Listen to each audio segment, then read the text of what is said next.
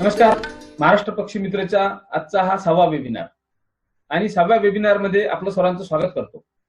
आजच्या वेबिनारचा विषय आहे पक्ष्यांचे आवाज हीच पक्ष्यांची भाषा आणि हा विषय आपल्यासमोर सादर करणार आहेत आमच्या महाराष्ट्र पक्षी मित्रचे जे सहसंघटक आहेत आणि अतिशय सिनियर असे महाराष्ट्र पक्षी मित्रचे मेंबर आहेत, ते म्हणजे सांगलीचे शरद आपटे. शरद आपटे सरांचा पक्ष्याच्या आवाजावरचा अभ्यास फार मोठा आहे. त्यांनी आजवर जवळपास 450 पक्ष्यांच्या आवाजाचं रेकॉर्डिंग केलेलं आहे. त्यांना पक्ष्यांच्या आवाजाची भाषा कळते. ते पक्ष्यांचं डॉक्युमेंटेशन अतिशय योग्य रीतीने करतात. त्यांनी जेव्हापासून पक्षी निरीक्षण सुरुवात केलं तेव्हापासून प्रत्येक गोष्टीची नोंद त्यांच्या डायरीमध्ये आहे. आणि विशेष म्हणजे आता अलीकडे गेल्या 2 वर्षापासून ह्या सर्व नोंदी त्यांनी ईबर्डवर अपलोड करण्याचं काम पूर्ण केलेलं आहे. तसंच त्यांच्याकडे जे कॉल रेकॉर्डिंग आहेत ते सुद्धा ते आता अलीकडे ईबर्डवर उपलब्ध करून देण्याचा त्यांचा प्रयत्न सुरू आहे. शरद आपटे बँकेमध्ये नोकरीवर होते आणि आता ते बँकेतली नोकरी सोडून पूर्ण वेळ आपलं पक्ष्याचा अभ्यास आणि पक्ष्यांच्या कॉलचं रेकॉर्डिंग यावर काम करतात. त्यांची बर्ड सॉंग नावाचं एक संस्था आहे. त्या संस्थेच्या अंतर्गत त्यांचं पक्ष्यांविषयी जनजागृती आणि संशोधनाचं कार्य सुरू असते. त्यांच्या संस्थेच्या मार्फत आपल्याला हे दिसेल की अशा पद्धतीचं एक डाटा कार्ड ते तयार केलं आणि त्यांनी वितरित केलेलं आहे. आणि त्यांचा आग्रह असतो की पक्ष्यांना जेव्हा तुम्ही पाहायला जाता, पक्षी निरीक्षणाला जाता, तेव्हा ह्या डाटा कार्ड मध्ये त्याच्या संपूर्ण नोंदी करून ठेवा. म्हणजे ह्या नोंदी पुढे आपल्याला फार महत्वाच्या असतात किंवा उपयोगात पडू शकतात. याशिवाय त्यांनी पक्ष्यांच्या आवाजाच्या वेगवेगळ्या सीडीज केल्या आहेत आणि अनेक व्याख्याने त्यावर दिली आहेत. आपल्यासमोर ही एक सीडी दिसते आहे. अगदी सुरुवातीच्या काळात ही सीडी त्यांनी केली होती. त्यांच्याकडे पक्ष्यांच्या आवाजाचे अनेक आवाज त्यांच्याकडे रेकॉर्ड आहेत. तर आता आपण ह्या आजच्या वेबिनारला सुरुवात करूया आणि शरद आपटे सरांना विनंती करतो की त्यांनी आपलं आजचं जे सादरीकरण आहे ते सुरू करावं. एक मठ ठेवलेलं आहे, त्यासाठी त्याला कीटकांना, प्राण्यांना, पक्ष्यांना स्वतःकडे आकर्षित करायचं असतं म्हणून ते फुललेलं असतं आणि मग त्याच्याकडे कीटक आकर्षित होतात आणि मग त्या फुलण्याचा, आणि ही झाली चिन्हांची भाषा. त्यानंतर आवाजाची भाषा. आता आवाजाची भाषा कोण कोण वापरतं ते आपण बघूया.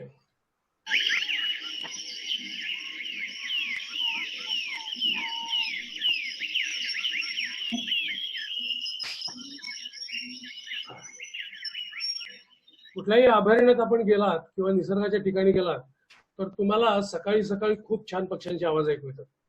हे सगळे पक्षी सूर्योदयापूर्वी गातात आणि आवाज देतात आणि आपले संदेश पाठवतात. आता हे सूर्योदयाच्या सुमारास का करतात, तर याची 2-3 महत्वाची कारणं मी सांगतो आणि पुढे जाऊया. त्यातलं पहिलं कारण म्हणजे यावेळीचं जे वातावरण असतं त्याच्यामध्ये आवाजाचं ध्वनीचं वहन अतिशय चांगल्या पद्धतीनं, म्हणजे 20 पट चांगल्या पद्धतीनं होतं. म्हणजे त्यांना जो संदेश द्यायचा आहे तो संदेश ते चांगल्या पद्धतीनं देऊ शकतात म्हणून त्या वेळेचा ते वापर करतात.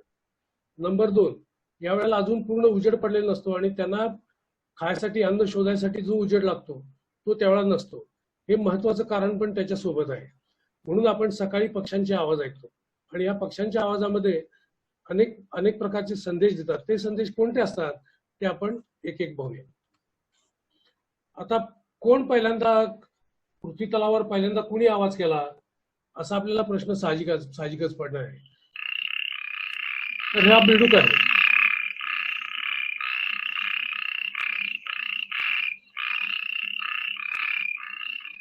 आपल्या सगळ्यांना माहिती आहे की जीवसृष्टी, पाण्यातनं प्राणी, काही जीव जमिनीवर आले, त्यातले उभयचर जे प्राणी आहेत ते आजही आहेत. त्याचा प्रतिनिधी म्हणजे बेडूक आहे.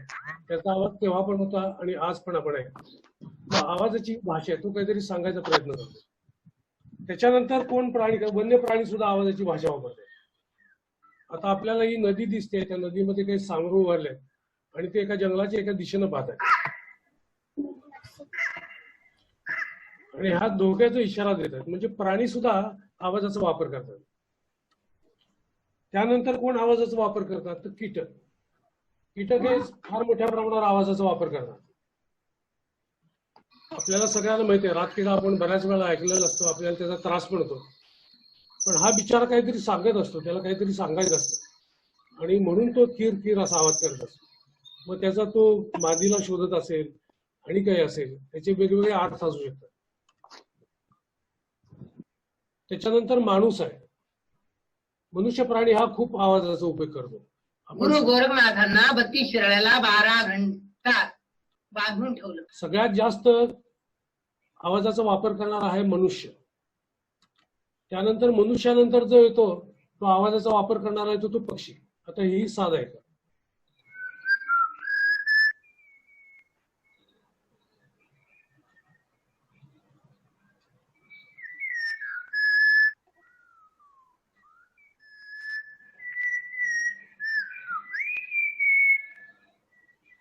पक्ष्यांचे जसे असे सुंदर आवाज आहेत तसेच कर्कश पण आवाज आहेत बरं का, पण त्याचा अर्थ वेगवेगळा आहे.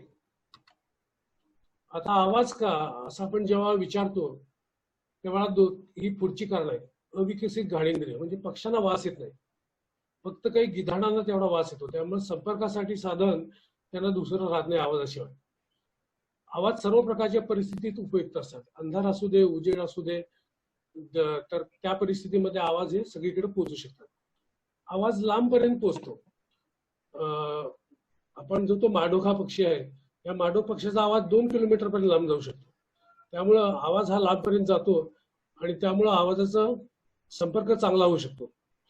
आता आवाजाचा वेग काय? ध्वनीच्या वेगानं त्याचा वेग आहे, त्यामुळे तो आवाज ध्वनीच्या वेगाने जातो आणि परिणामकारक असतो. आवाज एकाच वेळा अनेक प्रकारचे संदेश देतो. तोटे: आवाज करताना प्रत्येक वेळा ऊर्जा खर्च करावा लागते. म्हणजे काय? समजा एक कोकिळा बस आहे, ती गाते. दिवसातनं आपण ऐकत असाल की 8-10 वेळा कोकिळा विशिष्ट ठिकाणी बसून गाते. मग एकदा आवाज करून चालणार नाही का? ते एकदा आवाज केल्यानंतर तो आवाज संपला की त्या आवाजाचं काम संपलं, पुन्हा आवाज करावा लागतो. तसं मोराचं पिसाराचं नाही. मोराच्या पिसाराचा संदेश आहे मादीला आकर्षित करणे. तो पिसारा एकदा त्याच्या अंगावर आला की तो 4-5 महिने राहतो. त्यामुळे त्याला दरवेळेला पिसारा नवीन आणावं लागत नाही, पण पक्षाला आवाज मात्र वेगवेगळा करावा लागतो. पण ही ऊर्जा खर्च केली तरी त्याला फायदे खूप होतात. आता आपण ही जी कारणं बघितली त्याचे आपण पुढे प्रकारे पाहणार आहोत. आता पक्ष्यांच्या आवाजाचं कार्य काय बघा. प्रजोत्पादन म्हणजे विणीच्या हंगामामध्ये पक्षी हे आवाज करतात आणि आवाजातून घरटं करण्याचा, मिलनाचा असे अनेक प्रकारचे उद्देश ते साध्य करतात. दुसरी गोष्ट आहे संपर्क. अनेक प्रकारे पक्ष्यांना संपर्क करावा लागतो. पिलांशी संपर्क करावा लागतो, आपल्या समोरील पक्ष्यांचा संपर्क करावा लागतो, नर मादी एकमेकांशी संपर्क असतो. याचे सगळे प्रकार आपण आता आवाज ऐकणार आहोत. त्यांचे धोके असतात, ते धोके सांगतात आवाज करून. घाबरवणे, दुसऱ्या पक्षाला घाबरवणे किंवा शत्रूला घाबरवणे. मुलूक निर्धारित करणे, आपल्याला आवश्यक असलेला मुलूक आहे तो निर्धारित करावा लागतो. अन्न मागण्यासाठी पिल्लं करतात. सुप्रभात आणि सुसंध्या म्हणजे सकाळ झाल्यानंतर आणि रात्री निवासाच्या ठिकाणी जाताना, हे सगळे प्रकार आपण पाहणार आहोत, तेव्हा चर्चा करू. आता पक्ष्यांच्या आवाजाची व्याख्या काय आहे? स्वरंत्र आणि इतर साधनांच्या मदतीने आवाज हे पक्ष्यांचे आवाज म्हणून ओळखले जातात. आता पक्षी आवाज करताना काय करतात? जसं स्वरंत्र वापरतात तसं सुतार पक्षासारखा पक्षी आहे तो फांदीवर आपटून आवाज करतो. काही पक्षी आपले पंख आपटून आवाज करतात, काही पक्षी आपटून आवाज करतात. हे सगळे पक्ष्यांचे आवाज म्हणून ओळखले जातात बघा. आता आपण ही व्हिडिओ तोही ऐकू. ड्रमिंग झालं त्याचं, म्हणजे फांदीवर आपटतोय चोच.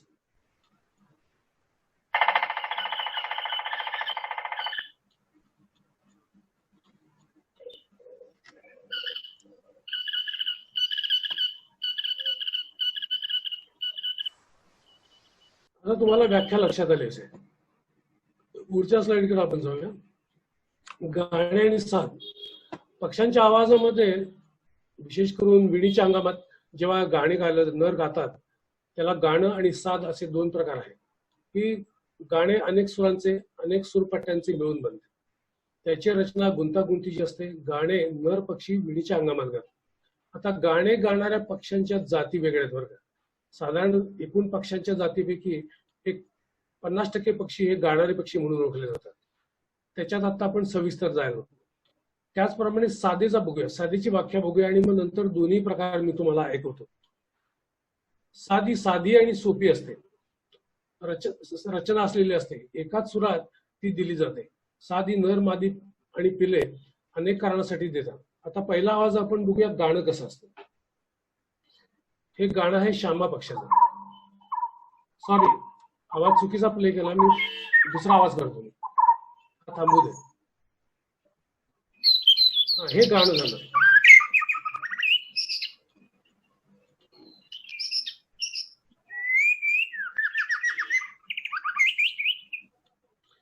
यात लक्षात असेल की अनेक सूर आहेत, अनेक सूरपट्ट्या आहेत आणि गुंतागुंतीचे आहेत. त्या मानानं साध जी असते ना ती सोपी असते. आता तांबटाची साध बघा.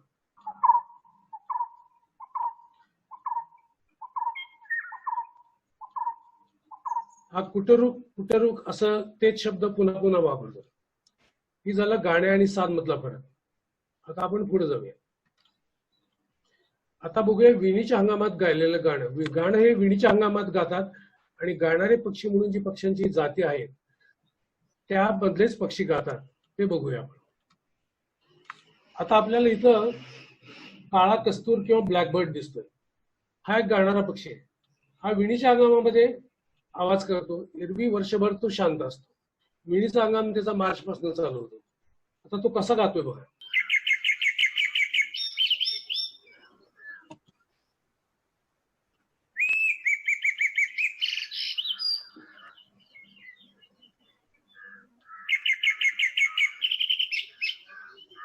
विणीच्या हंगामात जेव्हा नर गातो ना तो उंच ठिकाणी बसतो आणि गातो. जितका नर जास्त गाईल तेवढी त्याला मादी मिळायची शक्यता जास्त असते. म्हणून नराचा प्रयत्न असा असतो की या काळामध्ये उंच ठिकाणी बसावं आणि जास्त जास्त गावं. म्हणून आपल्याला कोकिळा एकदा रात्री सुद्धा गाताना ऐकायला मिळते बघा. त्याचं कारण असतं की ते आपला प्रभाव जास्तीत जास्त पाडायचा प्रयत्न करते. आता आणखीन एक हा छोटा पक्षी आहे तोही गातो. आता त्याचा आवाज लहान आहे त्याच्या आकाराप्रमाणे. हा पक्षी आपल्याला आपल्या घराच्या परिसरामध्ये दिसतो आणि हा सुद्धा सकाळी गातो. तो कसा गातो बघा.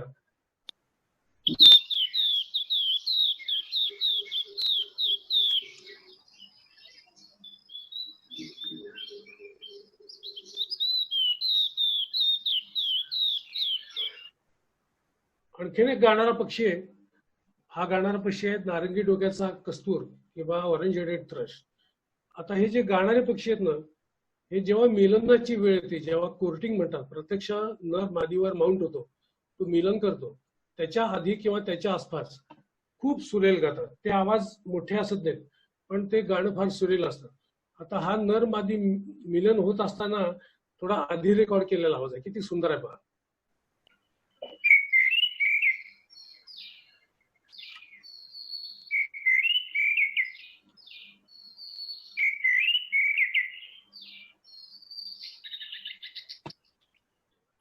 आता पक्षी नकला करतात हे आपल्याला कदाचित बरेच जणांना माहिती नसेल.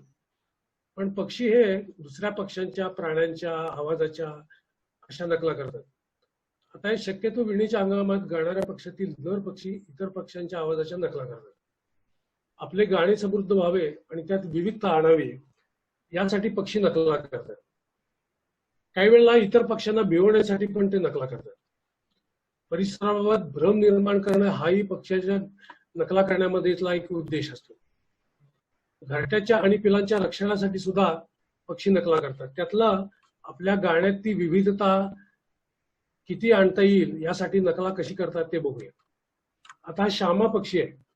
तुम्हाला दिसतंय की हाडा, कावळा, सुभग, कोकिळा, जंगली सातबाई आणि पाणटिटवी तसेच नीलपरी या सगळ्या पक्ष्यांच्या नकला यानं त्याच्या ब्रीडिंग सॉन्ग जे आहे, त्याचं जे गाणं आहे त्यात त्यांनी केलेलं आहे.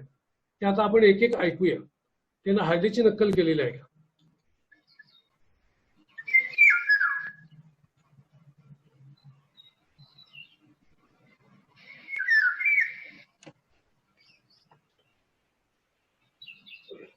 आता पक्षी श्यामा आहे पण तो नक्कल करतोय हळद्या पक्षाची किंवा गोल्डन ओरियलची.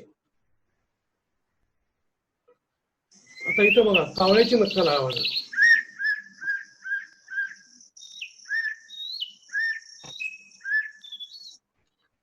सुबक किंवा कॉमन आयरॉज नावाचा पक्षी आपल्याला सगळ्यांना माहिती आहे, त्याची नक्कल बघा.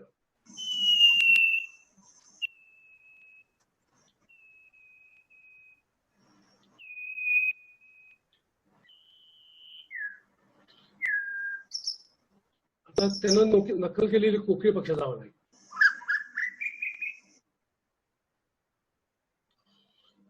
जंगली सातबाईचा आवाज अनेक जणांनी ऐकला असेल. जंगलात सापडणारा सातबाई ही त्याची नक्कल आहे.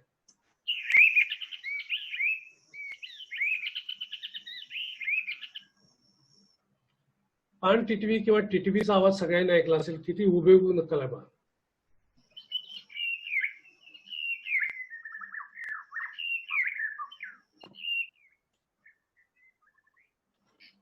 नीलपरी अशा नावाचा एक पक्षी आहे की ज्याला आपण एशियन, नीलपरीचं नाव एशियन फेरी ब्लू बर्ड. एशियन फेरी ब्लू बर्ड या पक्षाचा त्यांनी नक्कल केलेली पहा. थँक्यू. अशा नकला पक्षी करतात आणि त्याचा उद्देश असतो की त्याचं गाणं समृद्ध व्हावं आणि त्याच्या मादीवर त्याचं इम्प्रेशन पडावं. नवीन गाणं तयार करण्यापेक्षा नक्कल करणं सोपं जातं. आपण जे हल्ली गाण्याचे लाईव्ह शो बघतो त्याच्यामध्ये काय करतात, गायक ही नक्कलच करत असतात. आता साद हा प्रकार आपण पाहिला की साद यामध्ये विविधता असत नाहीत. एका सूरपट्ट्यात आणि एका ठराविक पद्धतीने गायली जाते आणि ते गाणारे पक्षी सोडून जे सगळे ते साद घालतात. आता बघा, आपण कोकिळेला आपण कोकिळा गाते असे म्हणतो, पण प्रत्यक्षात पक्षीशास्त्राप्रमाणे कोकिळा ही गात नाही, कोकिळा ही साद घालते.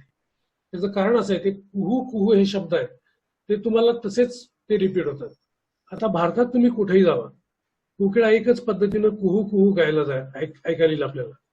पण हा जो ऑरेंज हेडेड कस्तूर आहे हा प्रत्येक कस्तूर वेगळ्या प्रकारे गातो. म्हणजे तुम्ही महाराष्ट्रात कस्तूर ऐकला, उत्तराखंडात जाऊन कस्तूर ऐकला, त्याच्यानंतर गोवात जाऊन कस्तूर ऐकला, तर तुम्हाला प्रत्येक ठिकाणचा कस्तूर वेगळा दिसतो. आता ही कोकिळ आहे.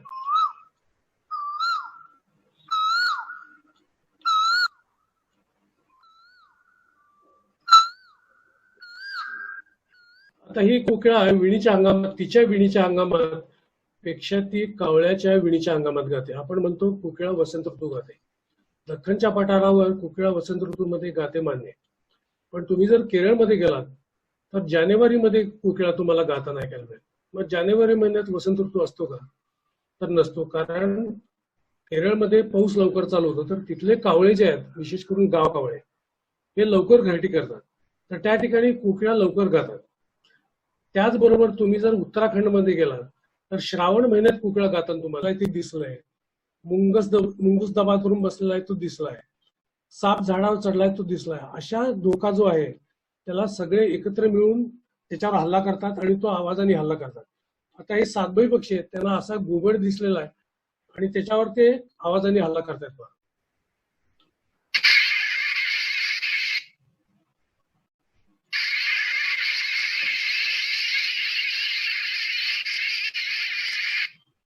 आता हे जे आवाज आहेत, या आवाजाच्या फ्रिक्वेन्सीचे जे वापरतात ते आजूबाजूच्या सगळ्या पक्ष्यांना कळावं आणि त्यांनी पण ह्या प्रतिहल्ल्यामध्ये सामील व्हावं, यासाठी त्या सगळ्या पक्ष्यांना कळावं अशा प्रकारच्या फ्रिक्वेन्सी त्याच्या वेळेला वापरल्या जातात.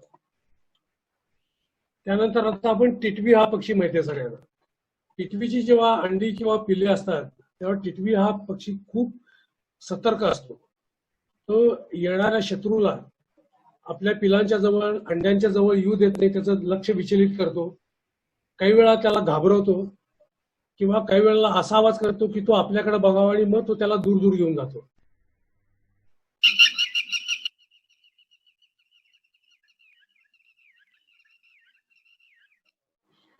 असा आवाज करून टिटवी हा पक्षी आपल्या शत्रूच्या मनामध्ये संभ्रम तयार करतो आणि मग त्याचा शत्रू विचलित होतो. आता चित्र दिसतंय हे तुम्हाला एक कोकिळेचं पिलू आहे. कृपया इतरांनी आपले माईक बंद करावे. आपटे सर, माझा आवाज येतोय का तुमच्यापर्यंत? आवाज येतोय? हा हा, माझा मायक्रोफोन बंद झाला तर आता चालू झालाय. बरं, आता पूर्ण शेअर करतो मी बरं का, स्क्रीन शेअर. येतोय आवाज? हा, स्लाइड दिसते का तुम्हाला? हो दिसते, सुरू करा.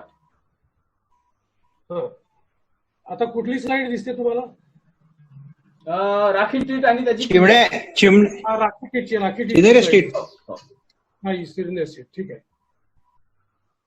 आता त्याची पिलं कशी करतात बघा आवाज. ती सुद्धा अन्न मागतायत. प्रॉब्लेम सारखा मुलूक निर्धारित करण्याची स्लाइड आली का तुमच्याकडे? हो आली आहे. आता पक्ष्यांना मुलूक लागतात, म्हणजे एरिया लागतो. तो कशासाठी लागतो? तर एक घरासाठी ठराविक एरिया लागते की ज्याच्यामध्ये, ज्या परिसरामध्ये तो घर करणार आहे, किंवा दुसरा असा लागतो की ज्या परिसरामध्ये तो अन्न घेणार आहे. आता आपण त्याचे प्रकार बघूया कसे. तर आता घरासाठी एरिया निर्धारित करणारा आपण आवाज बघूया. आता हा पक्षी आहे रानवटवट्या किंवा जंगल पिंड्या. हा जंगल पिटण्या काय करतो, घरटी करायच्या मोसमामध्ये एका ठराविक एरियामध्ये उंच झुडूप किंवा टेलिफोनची तार किंवा अशी उंच जागा बघून त्या जागेवर बसतो आणि दिवसभरामध्ये सतत आवाज करत राहतो. तिथे वेळोवेळी येतो आणि असे आवाज करतो.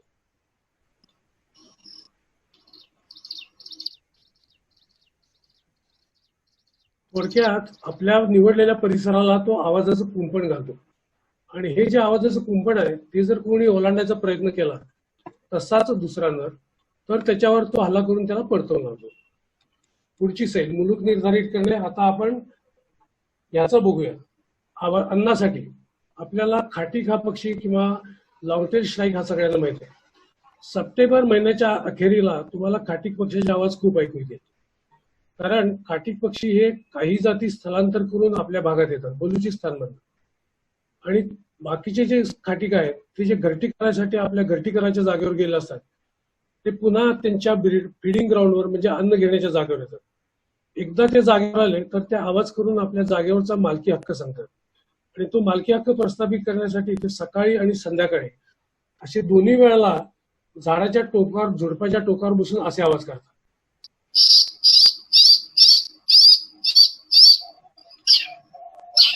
आणि मग ऑक्टोबर, नोव्हेंबर असे 2 महिने त्यांचे आवाज चालतात आणि मग हे एकदा त्यांचं निश्चित झाली जागा, तिथे दुसरं कोण आलं नाही की मग त्यांचे आवाज थांबतात. आता बघूया सकाळची साथ नावाचा काय प्रकार आहे. जेव्हा सकाळ होते त्यावेळेला पक्षी गातात आपण असे पाहिलेलं आहे. काही पक्षी सकाळी आपली जागा जी रात्रीची झोपायची ती सोडताना आवाज करतात आणि मग ती जागा सोडतात. त्याचा उद्देश असा असतो की ही जागा माझी आहे, हे थोडक्यात जागेचे रिझर्वेशन आहे, त्याच्यासाठी ही साथ असते. आणि हा साथ घालणारा सगळ्यांना परिचित पक्षी म्हणजे राखी चित्तीर किंवा ग्रे फ्रँकोली, तो अशी साथ घालतो. बघा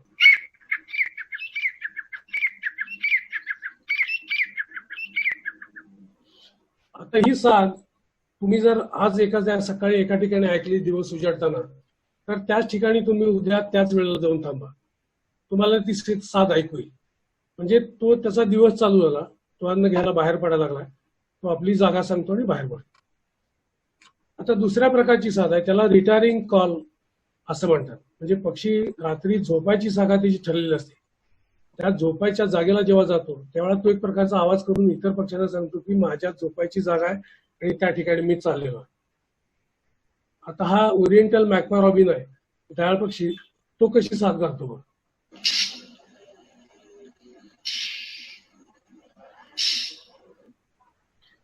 ही साथ तुम्हाला ऐकू येणं शक्य आहे, तुमच्या परिसरात दयाळ आहे आणि आता विणीचा हंगाम त्याच्यात चालू झालेला आहे, त्यामुळं ह्या काळामध्ये तो विशेष करून अशी प्रकारची साथ घालतो.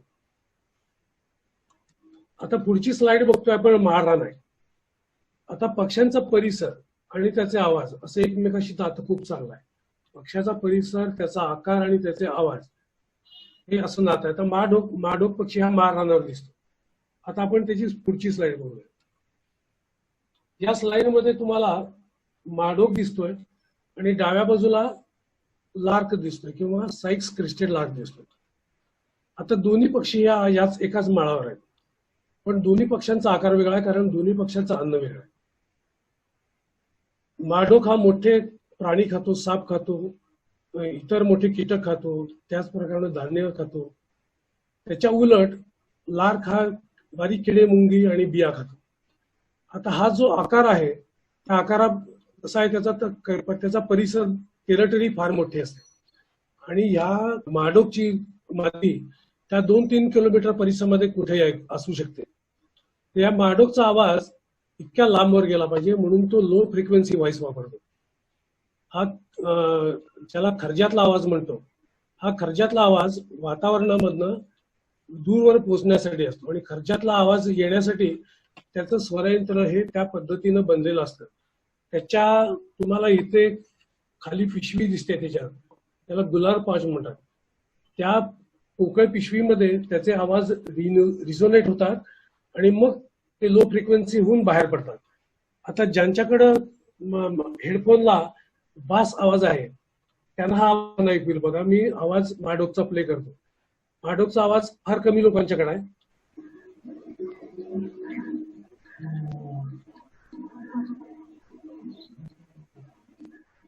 असा आवाज येतो बघा. तर हा आवाज जो आहे तो दूरवर पोहोचतो, कारण त्या आवाजाची ठेवणच तशी आहे. लो फ्रिक्वेन्सी आहे, याची फ्रिक्वेन्सी 150 हर्ट्स एवढीच आहे फक्त. आता तिथंच राहणारा लार्क कसा गातो बघा.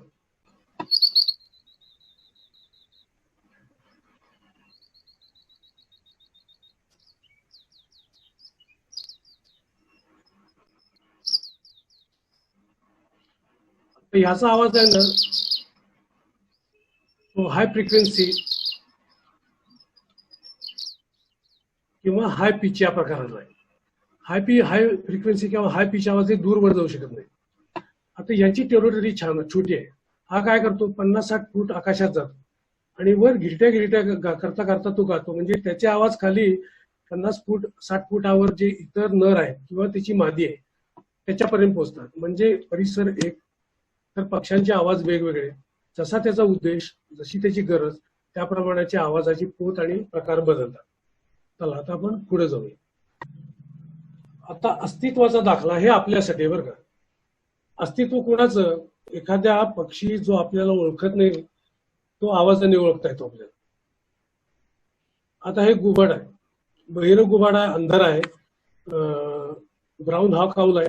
आणि ब्राऊन हा काऊल जे आहे त्या अंधारामध्ये आपल्याला दिसणार नाही, पण त्याच्या आवाजामुळे ते आपण ओळखू शकतो.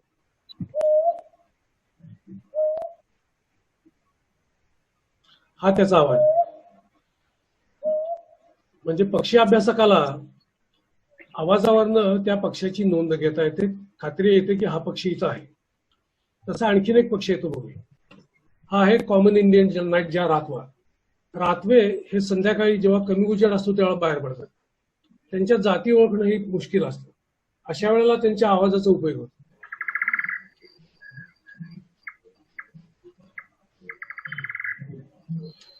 आता त्याचं अस्तित्व कळतं आपल्याला, त्याची नोंदही करता येते.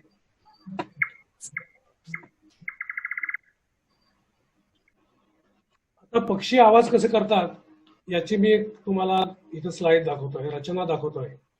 याच्यामध्ये आपल्याला डावीकडे जे दिसतंय हे त्याचं स्वरयंत्र आहे. ही त्याची श्वासनलिका आहे बघा, ट्रॅकिया. आणि त्यानंतर हे फुफ्फुसाकडे जाणारे 2 फाटे आहेत. आणि या 2 फाट्याच्या मध्ये हा जो तुम्हाला दिसतोय भाग हे त्याचं स्वरयंत्र आहे. त्याला इंग्रजीमध्ये सिरिंग्स असं म्हणतात. जेव्हा या फुफ्फुसामधल्या या नळ्यातनं पक्षी जेव्हा हवा पुढे ढकलतो तेव्हा ही हवा या अरुंद जागेतनं जाते आणि हा जो इथं पडदा दिसतो आपल्याला त्या पडद्याला ती घासते आणि मग त्याचे स्वर तयार होतात. आणि मग ते पक्षाची जात, त्याचं स्वरयंत्र, त्याची श्वासनलिका, त्याची ब्रॉन्कस, त्याच्या स्वरयंत्राची रचना, त्याच्या चोचीच्या हालचाली, या सगळ्या प्रमाणात त्या आवाजाचा पोत, त्या आवाजाची ढब, त्याच्या फ्रिक्वेन्सी हे बदलतात. पण ही ढोबळमानाने ही रचना आहे. आता पक्षी दुसऱ्या स्लाइड मध्ये असं आपण बघूया की ती सायकल कशी चालते. आता बघा, पहिल्याच तुम्हाला चित्रात असं दिसतंय की जेव्हा पक्षी श्वास घेतो त्यावेळा तो फुफ्फुसा बरोबर ज्या लागून ज्या काळ्या काळ्या हवेच्या पिशव्या त्याच्या शरीरामध्ये त्याच्यामध्ये हवा तो भरून घेतो. आवाज काढायच्या वेळेला तो काय करतो, तो त्या पिशव्यावर दाब देऊन ती जी हवा आहे ती हवा फुफ्फुसामध्ये ढकलतो. आणि मग हे फुफ्फुसामधली जी हवा आहे या ठिकाणी त्याच्या ब्रॉन्कसकडे श्वासनलिकेकडे जायला लागते. आणि श्वासनलिकेकडे जाताना ती मध्ये जाते आणि मग आवाज येतो.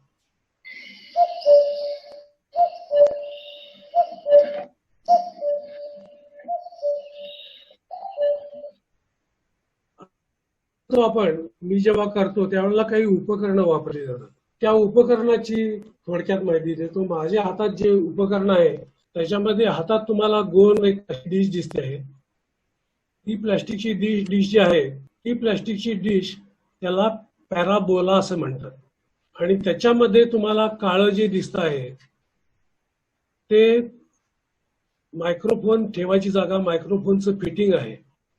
आणि माझा मायक्रोफोन त्याच्यामध्ये बसवलेला आहे. त्याच्यानंतर इथं बघा, मायक्रोफोनला जोडलेली जी वायर आहे ऑडिओ कनेक्टिंग, ती वायर मायक्रोफोन मध्ये येते आणि माझ्या गळ्यात अडकवलेल्या टेप रेकॉर्डर मध्ये जाते.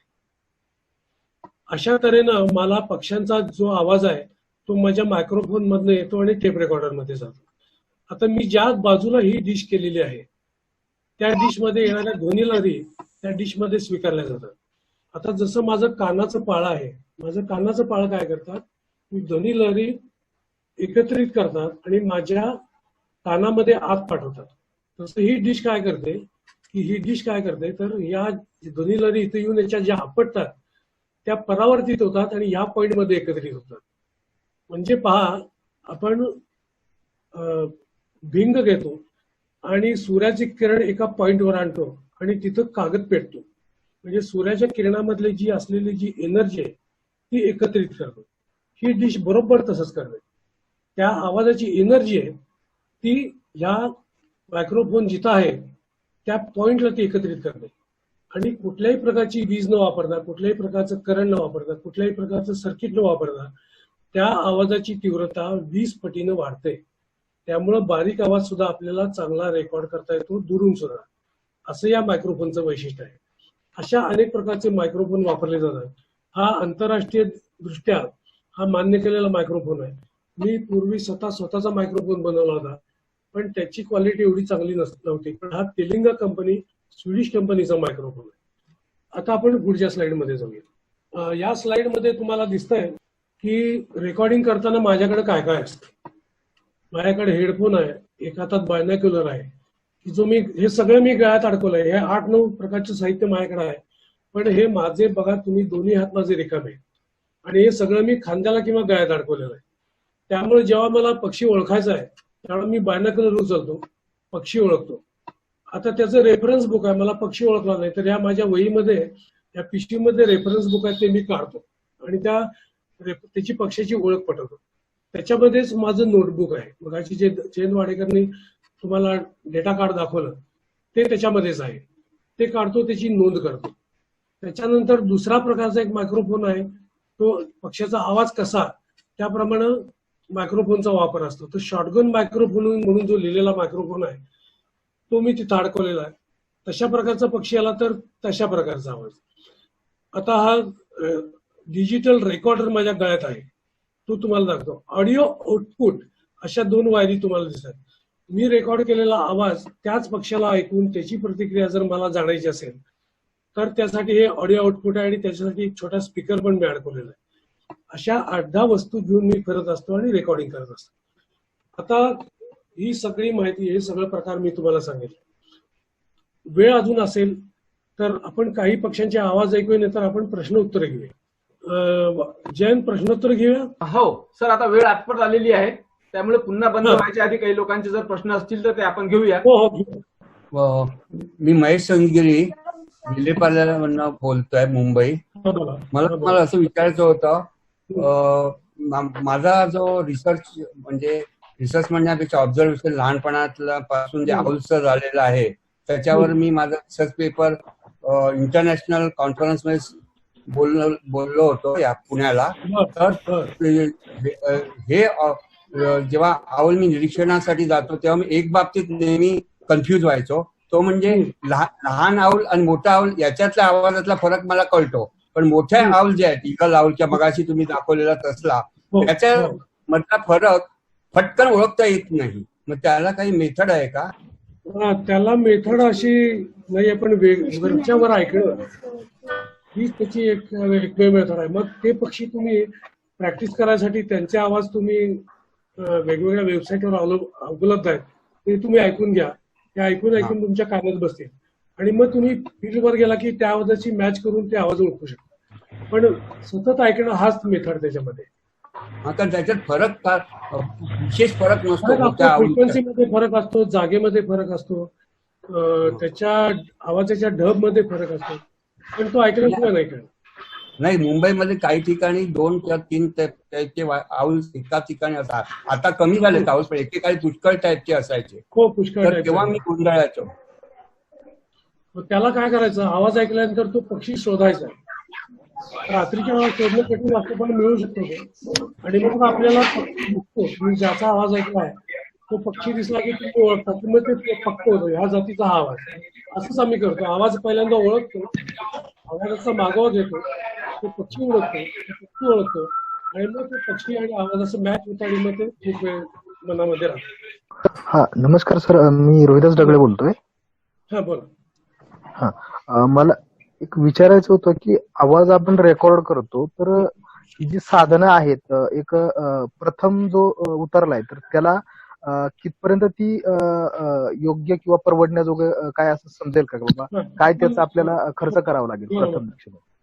आता 2-3 प्रकारे त्याचा उपयोग करता येतो. की पहिल्यांदा सुरुवात करताना तुम्ही सुरुवाती ऐकण्यानं करा.